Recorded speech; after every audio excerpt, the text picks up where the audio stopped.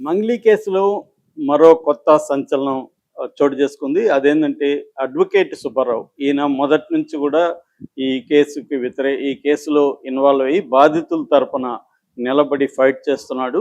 ఈ క్రమంలో మంగ్లీ అతని మీద కక్ష కట్టింది. సో మంగ్లీ అతని మీద కంప్లైంట్ ఇచ్చింది. అంతేకాకుండా మామూలుగా పోలీస్ స్టేషన్కి వెళ్ళి కేసు పెట్టడమే కాకుండా సజ్జనాన్ని కలవడం, ఇటు డీజీపీని కలవడం కూడా మంగ్లీ చేసింది. ఈ నేపథ్యంలో మెల్లమెల్లగా మంగ్లీకి తన బంజారా కమ్యూనిటీలో నుంచి సపోర్ట్ రావడం మొదలైంది. వాళ్ళు ఈ కేసుని పరిశీలించి పోలీసులు నిష్పక్షపాతంగా విచారణ జరపాలి, ఒకవేళ మంగ్లీ ఇన్వాల్వ్మెంట్ ఉంటే ఆమెను పనిష్ చేయాలి, ఇన్వాల్వ్మెంట్ లేకపోతే మంగ్లీ మీద అబాండాలు వేసిన వాళ్ళని పనిష్ చేయాలి అన్న డిమాండ్తో కాకుండా డైరెక్ట్గా బెదిరించడం అనేది చేస్తున్నారు. అంటే మంగ్లీ జోలికి వస్తే ఖబర్దార్ ఈ టైప్లో బెదిరిస్తున్నారు. నిజానికి మంగ్లీ అయినా ఎవరైనా నిజంగా ఈ నేరంలో ఇన్వాల్వ్ అయింటే వాళ్ళని చట్ట ప్రకారం శిక్షించమని అడగాలి తప్ప అసలు ఆరోపణలే తప్పన్నట్టుగా మాట్లాడడం కరెక్ట్ కాదు. కానీ అలాగా జరుగుతూనే ఉంటాయి. ఈ కుల సంఘాలు ప్రధానంగా ఇలాగా బిహేవ్ చేయడం అనేది మనం చూస్తుంటాం. అలాగా ఇప్పుడు డైరెక్ట్గా సుబ్బారావుకి కుల సంఘాలు ఓపెన్ గానే బహిరంగంగానే థ్రెట్ చేశారని చెప్తున్నారు. ఆయన తనకి ప్రాణహాని ఉంది, అట్లాగే ఓయూలో ఉస్మానియా యూనివర్సిటీలో కూడా కొంతమంది ఈ మంగ్లీ కమ్యూనిటీకి చెందిన వాళ్ళు బెదిరించారని చెప్తున్నారు. ఇది మనకి మామూలుగా ఏంటంటే కులాలుగా చీలిపోయిన సమాజంలో తమ కులం అయితే అక్యూజ్డ్ అయినా కూడా వాళ్ళు నిర్దోషిగానే వీళ్ళు డిక్లేర్ చేస్తారు. అదే తమ కులం కాకపోతే మాత్రం నిర్దోషిగా తేలక ముందే వాళ్ళని దోషిగా వీళ్ళు తేల్చేయడం అనేది మనం చూస్తుంటాం. సో అలాగా ఇప్పుడు ఏంటంటే ప్రతి దానికి న్యాయానికి లేకపోతే చట్టానికి కూడా కులం అనేది బలంగా కనిపిస్తూ ఉంది. ఈ నేపథ్యంలో మంగ్లీ వైపున కొంతమంది నిలబడడం, మంగ్లీకి వ్యతిరేకంగా పోరాడుతున్న వాళ్ళని బెదిరించడం అనేది జరుగుతుంది. ఇక్కడ ఇంకొక విచిత్రం ఏంటంటే ఈ కేసులో బాధితులు 78% మళ్ళీ మంగ్లీకి సంబంధించిన కమ్యూనిటీ, బంజారా కమ్యూనిటీ వాళ్ళే.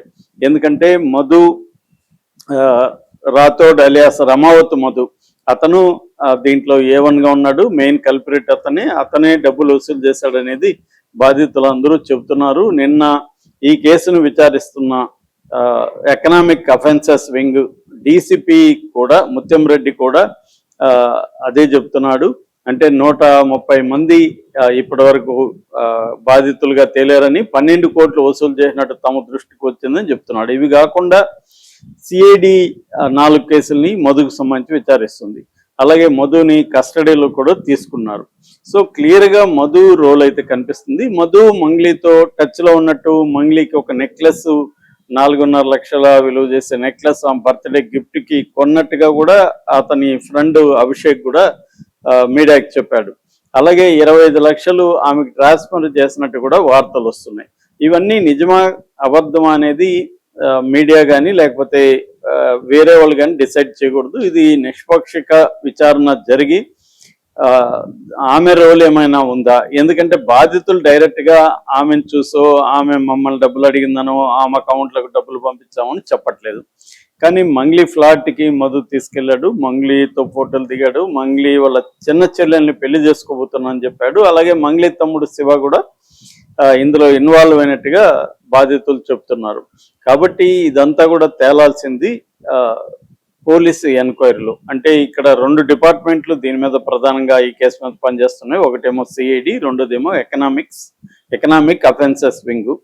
ఈ 2 కేసుల్లో కూడా నిజాలు తేలే వరకు ఈ బెదిరింపులు అనేవి కరెక్ట్ కాదు. ఎందుకంటే ఒక పక్క అక్కడ లీగల్గా చట్టం ప్రకారం సుబ్బారావు ముందుకెళ్తున్నప్పుడు అతన్ని బెదిరించడం అయితే కరెక్ట్ కాదు. అందుకని సుబ్బారావు కూడా నిన్న డీజీపీ శివధర్ రెడ్డిని కలిసి తనకు సెక్యూరిటీ కావాలి అనేది అడుగుతున్నట్టు. రెండోది, ఇక్కడ పోలీసు రోల్ కూడా మరోసారి వివాదాస్పదమైంది. ఎందుకంటే బిగినింగ్ లో సుబ్బారావు ఇచ్చిన కంప్లైంట్ తీసుకొని మేజిస్ట్రేట్ పర్మిషన్తో మంగ్లీ అండ్ మధు, శివ, భరత్ నాయక్, తర్వాత శైలజ చౌహాన్ ఇలాంటి వాళ్ళ మీద కేసు పెట్టారు.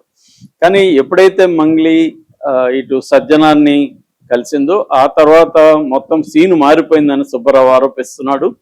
దాంతో ఇతను అవమానకరంగా ఆ, పంజగుట్ట పోలీసులు ముఖ్యంగా సిఐ రామకృష్ణ డీల్ చేసి ఇతన్ని పబ్లిక్ గా హ్యూమిలియేట్ చేసే విధంగా, మామూలుగా మనం ఎప్పుడు కూడా చూడం, ఆ, మా పోలీస్ స్టేషన్కి వెళ్ళే వాళ్ళకి బ్రీత్ అనలైజర్ టెస్ట్ చేయడం అనేది ఎప్పుడు కూడా మనం చూడం.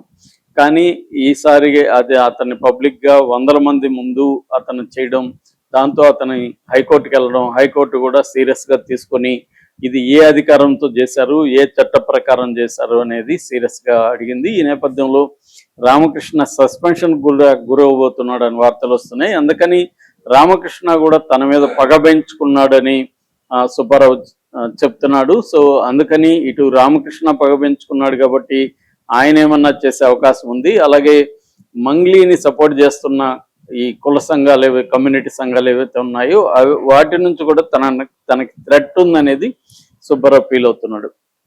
అంటే ఒక రకంగా మంగ్లీ నన్ను చంపిస్తుంది అన్నట్టుగానే ఆయన మాట్లాడుతున్నాడు. సో ఇప్పుడు ఇది డీజీపీ స్థాయిలోకి వెళ్ళింది. ఇక్కడ పోలీసు ఉన్నతాధికారుల రోల్ మీద కూడా అనేక అనుమానాలు వస్తున్నాయి. ఎందుకంటే బాధితుల్ని కలవకుండా అక్యూజుడిని కలవడం ఏంటి? ఎందుకంటే క్లియర్గా మంగ్లీ దీంట్లో అక్యూజుడ్గా ఉంది. ముఖ్యంగా సుబ్బారావుని బెదిరించడం వాటిలో అక్యూజుడ్గా ఉంది. కానీ ఈ మైక్రో ఫైనాన్స్ కేసులో మాత్రం మంగ్లీ అక్యూజుడ్గా లేదు ఇప్పటి వరకు.